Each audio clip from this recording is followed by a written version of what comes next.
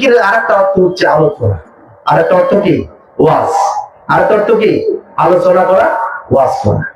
আমরা তো ওয়াজের প্রতি খুব বিরক্ত এখন, কিন্তু আল্লাহর নবী বলেন, আল্লাহ তাআলা কোরআনে আল্লাহর নবীকে বলেন ফাযাক্কির ইন্না ফাআতিয যিকরা, রাসূল আপনি ওয়াজ করেন, যত বেশি ওয়াজ করবেন ততই সেটা কি হবে, লাভবান হবে। সুবহানাল্লাহ বলেন। জিকিরের একটা অর্থ হচ্ছে আলোচনা, আলোচনা মানে আল্লাহর আলোচনা করা, আপনার আলোচনা, কোরআনের আলোচনা। আল্লাহ পাক কোরআনে বলেন লাকাদ আনজালনা ইলাইকুম কিতাবান ফীহি যিকরুকুম আফালা তাআকিলুন, আমি তোমাদের উপরে এমন একটি কিতাব নাযিল করেছি যেই কিতাবে আমি আল্লাহ তোমাদের কথাই আলোচনা করেছি। সুবহানাল্লাহ বলে। আরে আপনার কথা, আমার কথা, ওনার কথা, সবার কথা আল্লাহ পাক কোরআনে আলোচনা করেছে। আপনার বিশ্বাস হয়? একজন সাহাবী, তার নাম আহনাব বিন কায়েস, তিনি একদিন দেখলেন এই আয়াতটা একজন তেলাওয়াত করতেছে, শুনে তিনি থমকে দাঁড়ালেন। তিনি বললেন, এই আয়াত কোরআন আমি অনেকবার পড়েছি, কিন্তু আপনি আজকে আমার মাথায় বাড়ি খেলো যে আল্লাহ যদি কোরআনে আমার আলোচনা করে থাকে, আমি কোরআন খুলে দেখতে চাই আল্লাহ আমার সম্পর্কে কোরআনে কি বলেছে। সুবহানাল্লাহ। আপনারাও জানতে চান? আহনাব বিন কায়েস কোরআন নিয়ে বসে গেলেন। কোরআন পড়তে পড়তে একটি দলের পরিচয় আহনাব বিন কায়েসের সামনে তুলে ধরলো। কোরআন দেখে আহনাব বিন কায়েসের সামনে একদল মানুষের পরিচয় তুলে ধরলো। কোরআন বলছে তাতাজাফা জুনুবুহুম আনিল মাদাজি ইয়াদউনা রাব্বাহুম খাওফাও ওয়া তামাআ। আল্লাহ বলেন, আমার কিছু বান্দা এমন আছে, রাত্রিবেলা দুনিয়ার মানুষ যখন বিছানায় চলে যায়, আমার ওই বান্দাদের পিঠগুলো বিছানা থেকে আলাদা হয়ে যায়। তারা সারা রাত্রি দাঁড়িয়ে দাঁড়িয়ে আল্লাহর জন্য তারা নামাজ পড়তে থাকে, আর তারা সিজদায় গিয়ে কান্না করতে থাকে। এইভাবে করে তারা সারা রাতটা কাটিয়ে দেয়। এমন মানুষ আছে না নাই? আমি নাই বলে মনে করলে কি ভুল হবে? মনে করা যাবে আর কেউ নাই। শত শত মাদ্রাসার শিক্ষক উস্তাদরা রাত্রে যারা দাঁড়িয়ে দাঁড়িয়ে কোরআন তেলাওয়াত করে তাহাজ্জুদে নামাজ পড়ে দেশবাসীর জন্য দোয়া করে, ঠিক কিনা বলে? এই জন্যই দেশটা টিকে আছে। আহনাব বিন কায়েস বলল, আমি তো সব সময় এভাবে আল্লাহর জন্য তাহাজ্জুদে নামাজ পড়ে কাটতে পারি না, আমার পরিচয় এখানে নাই। এইভাবে আরো অনেক ভালো মানুষের পরিচয় পেয়েছে। তিনি বললেন, না, এটা আমার পরিচয় না। আবার তিনি পড়তে লাগলেন। কোরআন কিছু খারাপ মানুষের পরিচয় তুলে ধরলো।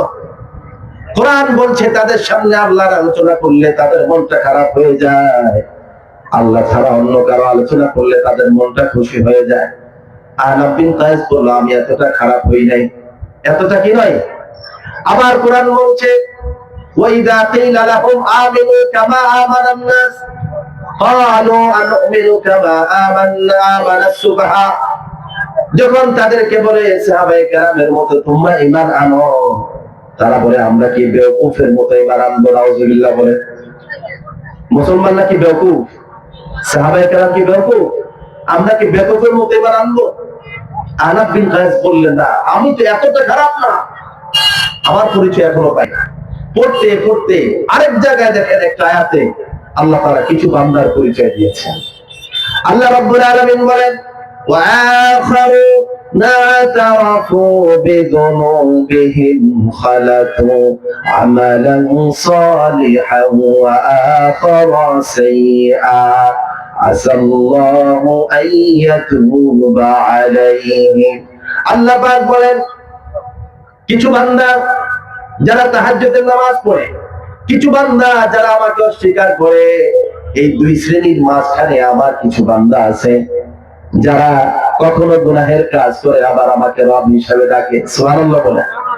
কখনো তারা নামাজ পড়ে, কখনো নামাজ ছেড়ে দেয়, কখনো তারা সত্য কথা বলে, আবার কখনো মিথ্যা, কখনো তারা ইনসাফ করে, আবার কখনো জুলুমের মধ্যে নিমজ্জিত হয়ে যায়। অর্থাৎ তারা ভালো কাজও করে আর খারাপ কাজে লিপ্ত হয়ে যায়। কিন্তু তাদের একটা ভালো গুণ হলো, তারা যখন এই গুনার কাজ করে দেরি করে না, স্বীকার করে দেয়, রব আমি গুনাহ করেছি, ক্ষমা করে দাও। সুবহানাল্লাহ বলবেন না? আচ্ছা বলেন তো, আমরা কি এই শ্রেণীতে বেশি নাকি আগের শ্রেণীতে বেশি? আমরা বেশিরভাগ মানুষ এই শ্রেণীতে আছি না নাই? আমরা ভালো কাজও করি, গুনার কাজও করি, কিন্তু আমরা ক্ষমা চাই কার কাছে? আল্লাহর কাছে। না তারা পূর্বে কোনো বেহে, তারা তাদের গুনার কথাটা জুলুম করে না, অহংকার করে না, স্বীকার করে। ঠিক কিনা বলেন? আমরাও স্বীকার করি, আল্লাহ আমরা গুনাহ করেছি, ক্ষমা করে দাও। ঠিক কিনা? আল্লাহ রাব্বুল আলামিন বলেন, যারা ভালো কাজ করবে আবার গুনার কাজ করবে, কিন্তু যারা তওবা করবে আশা করা যায় আল্লাহ রাব্বুল আলামিন তাদেরকে মাফ করে দিবে। অতএব আমরা এইভাবে জিকির করে, কোরআন তেলাওয়াতের মাধ্যমে, আল্লাহর বিধান মানার মাধ্যমে, আল্লাহর কোরআন শোনার মাধ্যমে আমরা আমাদের জীবনটা, হৃদয়টাকে পরিশুদ্ধ করে আল্লাহর জান্নাতে যেতে চাই কি চাই না? আল্লাহ তাআলা আমাদেরকে কলবে সালিম, একটি প্রশান্ত হৃদয়, পরিশুদ্ধ হৃদয় দান করুন। সকলে বলুন আমিন। ওয়া মা তাওফীক ইল্লা বিল্লাহ। ওয়াসসালামু আলাইকুম ওয়া রাহমাতুল্লাহি ওয়া বারাকাতুহু।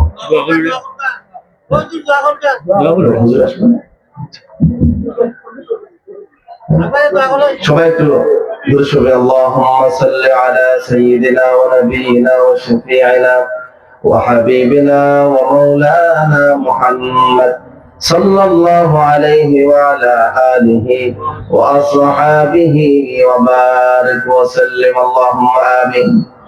ربنا ظلمنا أنفسنا وإن لم تغفر لنا وترحمنا لنكونن من الخاسرين.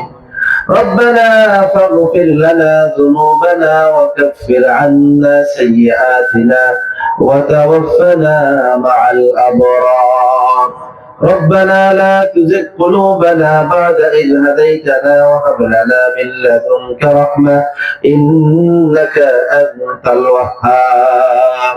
رب العالمين أي الله تعالى خير الناس حافظيا سنيا দাখিল মাদ্রাসা কর্তৃক আয়োজিত আজকের এই বার্ষিক মাইসালের বার্ষিক ওয়াজ ও দোয়া মাহফিলে আল্লাহ তাআলা সর্বশেষ আল্লাহ তাআলা আপনার শাহী দরবারে কাঙ্গালের ন্যায়, ভিক্ষুকের ন্যায় হাতগুলো বাড়িয়ে দিলাম।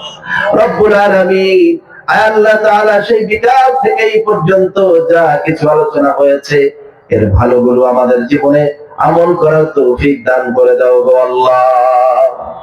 আল্লাহ তাআলা যা কিছু খারাপ আলোচনা হয়েছে, ভুল ভ্রান্তি হয়েছে, সেই ভুল আলোচনাগুলো আমাদের স্মৃতি থেকে আপনি মুছে দেন গো আল্লাহ।